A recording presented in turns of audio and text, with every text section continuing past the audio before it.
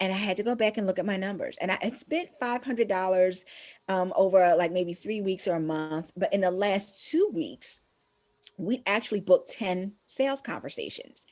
Out of those 10 sales conversations, we closed two clients, which is a 20% conversion rate. That's not so bad, especially when I didn't know what I was doing. But we closed two clients for a total of $8,500. So I had to think about it. I spent $500, but it brought in $8,500. Oh, I'm going to do that again, right? Does that make sense? Is this making sense to you so far? How all this stuff's working? If it is, give me an exclamation point in the comments. Let me know I'm in the right place. All right, I'm seeing those messages come through. Yes, yes, yes, right? So I always say, how many people would like to increase their sales by 113%? Now I'm going to show you some real modern numbers for like last year during the pandemic. So you know that I've continued to use this process and it works. So that was number one. You need to get in front of more people, right? If you want to build your list and get more leads faster, you need a way to get in front of more people. It can't just be putting something out there on Facebook and praying that the Facebook algorithm gods show your stuff to people. You need a way to get in front of people, and paid traffic is the best thing that we've been able to use. Sheree, you have a question? I saw Oh, you I'm on. sorry. I took myself off mute. No, I don't have a question. Sorry. Okay, all right. Let's and please feel free to ask your questions as we're going through this. You can put them in the chat. You can put them in the Q&A. So let's take a look at roadblock number 2. Right, this is the second thing that you need to do. Is you need to get more information. If all you know about people is is their email address, how are you really going to market to them? Because you don't know what their pain points are. You don't know what they really need. You don't know really why they're there.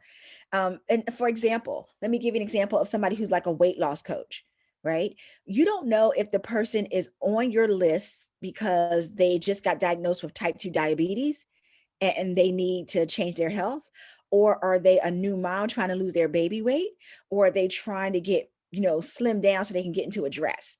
If all you've got is an email address, you have no idea why they're on your email list.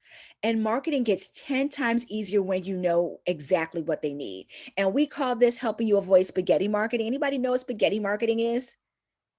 Anybody want to take a guess? You can put it in the comments. Spaghetti marketing is when you throw stuff out there and you hope it works. This week, I'm going to try a podcast. Next week, I'm going to try a webinar. Next week, I'm going to try TikTok. Then I'm going to try LinkedIn. I'm just going to hope something sticks. And if it doesn't stick, I'll just try something else. Anybody relate to that being your marketing strategy? It's okay. It's just between you and me. If you can relate to that, give me a yes in the comments. Cherie said yes. I got a Y in there. I won't tell anybody else. All right, I'm seeing the yeses come through.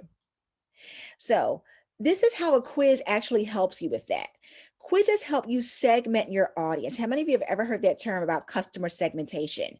And if you have, I'm curious, are you currently segmenting your email list? If you are, tell me one of the ways that you're segmenting your email list. And I'll give you some examples from us. Like we segment our email list because we are finding out if people are they repeat buyers?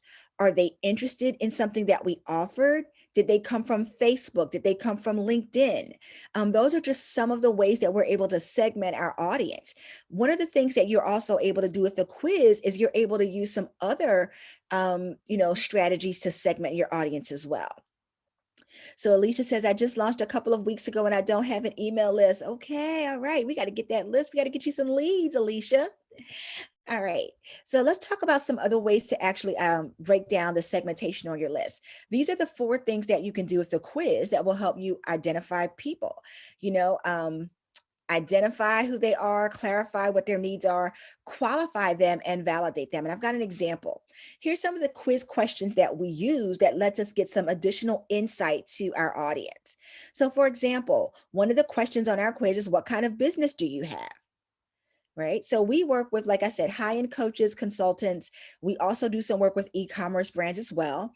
And so when they let me know what kind of business they have, that helps me do a better job with what my offer is and what my marketing is. So if I'm writing an article about, e-commerce quizzes, I'm not going to send that to somebody who's a coach. Does that make sense?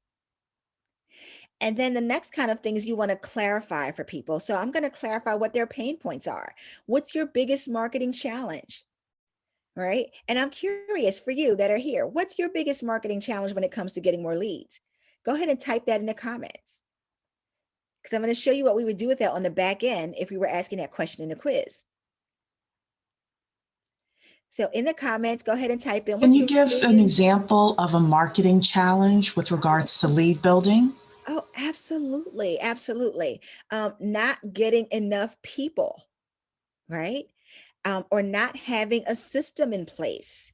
I don't even have a landing page to send people. I don't even know what tools to use. I don't have an email list. I don't even know what email marketing is, right? All of those things. I don't have a website. I don't have any presence on social media.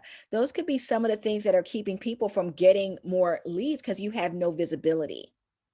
Right. So Wanda says getting appointments is her biggest challenge, not getting enough people, tailoring her message. Yeah, those are challenges. And so here's what we do.